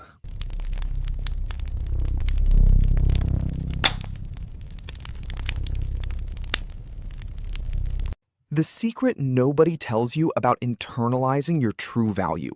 The ultimate take from today's corporate brief is professional confidence isn't about personal ego. It is about operational alignment. Own your metrics, broadcast your impact, and drive your career like you built the engine. Because you did. The final flame has been struck. Back to Murph Man to wrap the show. All right. So professional confidence isn't about personal ego. It's about operational alignment. That is what we want to think about, you guys. That is what we do. All right. Is align it professionally with what you're doing and get that data, get it going, and you will see. All right. That's it for today. Connor, thank you for a wonderful show. Appreciate it. All right. Yes. If MJ Gonzalez is out there still listening, he wrote a comment. Good afternoon. I hope you enjoyed the show, you guys. That's it for today. We'll see you next week. That's a wrap on this episode. If you're looking for more, you can find all the best clips from the show on our social media pages. For all the links and more information about what we talked about today, visit purehottakes.com. And if you want to watch the full replay or get access to our premium content, subscribe now at stream915.com. We appreciate you tuning in.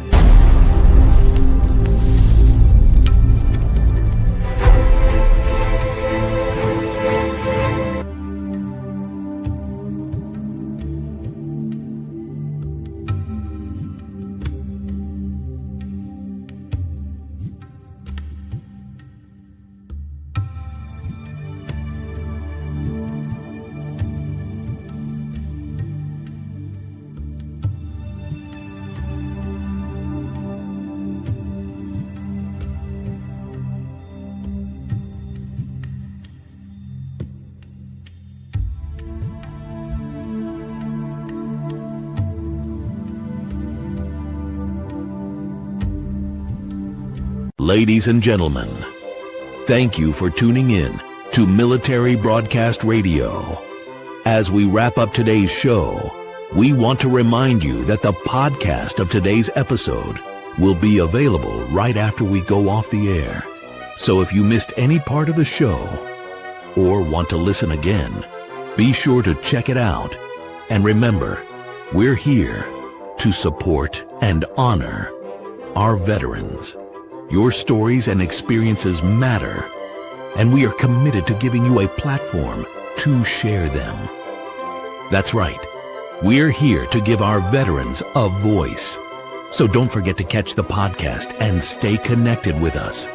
giving our veterans a voice.